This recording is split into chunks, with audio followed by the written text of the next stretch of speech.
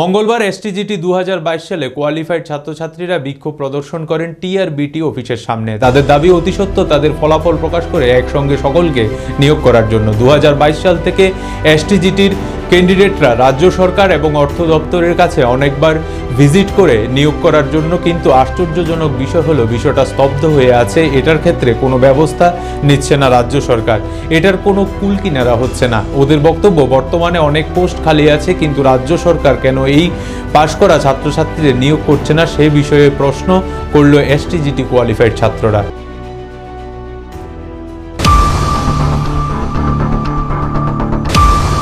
ভালো করে জানেন যে গত 2 বছর যাবৎ আমরা এসটিজিটি কোয়ালিফাইড ক্যান্ডিডেট 2022 সালে অনবরত এখানে রাজ্য সরকারের এবং দপ্তরের অনেকবার ভিজিট করেছি। আমরা বিষয়টা উত্থাপন করার জন্য তাদের থেকে উত্তরটা পাওয়ার জন্য যে কবে নাগাদ রেজাল্ট পাবলিশ করে নিয়োগ প্রক্রিয়া সম্পন্ন করা হবে, কিন্তু আশ্চর্যজনক বিষয় হলো এখনও অবধি বিষয়টা স্তব্ধ হয়ে আছে।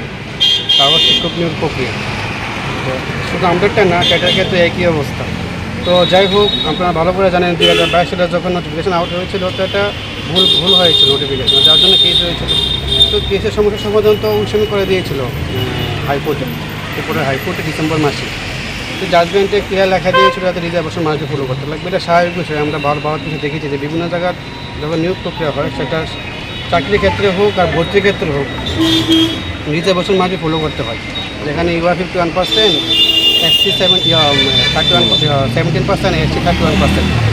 তো সেই জায়গা যখন হাইকোর্ট এমন জাজমেন্ট দিয়েছে রিজার্ভেশন মার্কে ফলো করতে লাগবে, সেই ক্ষেত্রে এটা নিয়ে এত জোরগুলো কেন হচ্ছে এটা ধরে সেটা আমরা বুঝতে পারছি না। তো গভর্নমেন্ট বলছে এখন সুপ্রিম কোর্টে গিয়েছে, আমরা এটা জানতে চাই যে আমরা তো বলছি আমাদের রিজার্ভেশন ফলো করতে। নোটিফিকেশন আউট হওয়ার পর রিজার্ভেশন ফলো করে মাসবি পোস্ট ইনক্রিজ করে যতজন কোয়ালিফাইড ক্যান্ডিডেটরা আছে তাদের রিক্রুট করা যেতে পারে, সেটা সম্ভব, সেটা পসিবল। কিন্তু আশ্চর্যজনক বিষয় হলো সেটা করা হচ্ছে না করা হলে বিষয়টা খালি ডিলে করা হচ্ছে। নবম ও দশম শ্রেণীর যে আমরা এসটিজি পদপ্রার্থীরা আছি, শিক্ষক পদপ্রার্থীরা আছি, তারা অনবরত বিভিন্ন যে মন্ত্রী মিনিস্টার এবং আমাদের যে শ্রদ্ধেয় মানিক মহোদয়, যিনি এখন আমাদের শিক্ষামন্ত্রীর পটে আমাদের সিএম স্যার, ওনাকেও বারবার রিকোয়েস্ট করা হচ্ছে যে বিষয়টা যাতে গুরুত্বপূর্ণ সহকারে দেখে, যেহেতু এটা শিক্ষক নিয়োগ করার বিষয়। তো এখনও এটার একটা কুল কিনারা হচ্ছে না। আমরা অনবরত রিকোয়েস্ট করে যাচ্ছি যাতে এটা কুল কিনারা করে যত ক্ষেত্রে সম্ভব।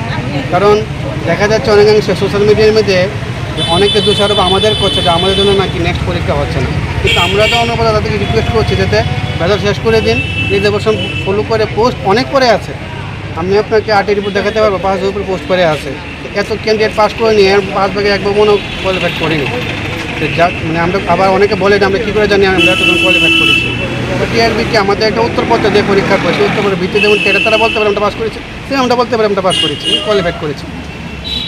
তো সেই জায়গাতে আজকে এসে এতদিন হলো এটার কোনো নামগন্ধি নেই রিক্রুটমেন্টের। তারা বলে সুপ্রিম কোর্টের হাত দেখিয়ে দিচ্ছে।